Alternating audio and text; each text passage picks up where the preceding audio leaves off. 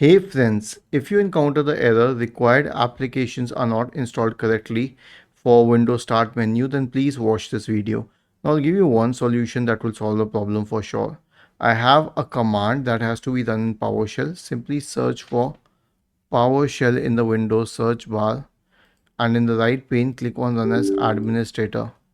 Paste this here and hit enter. This will run the PowerShell command and re-register the start menu. Next solution is an SFC scan. Search for command prompt in the Windows search bar and click on Run as Administrator. Type the command sfc /scan now and hit enter to invoke the SFC scan. The next solution is System Restore. Search for recovery in the Windows search bar and open recovery. Click on Open System Restore. Okay, and we'll go to System Protection. We'll click on Configure. Turn on system protection, apply, okay, and then we will create a restore point. Let's say I'll name it current1. It will need a few seconds to create the restore point. It's very important to create a restore point. Why? Because in future you will need to keep restoring your system.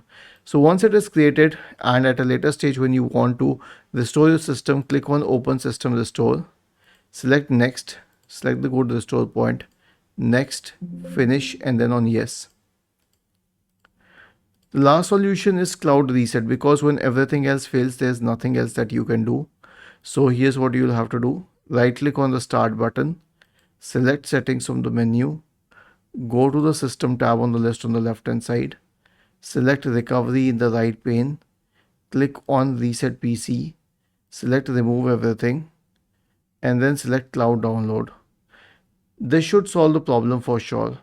Was this helpful? If yes, then please subscribe to the channel. If not, then let us know in the comment section of the video on how we could help you further. Thank you for watching this video and have a nice day.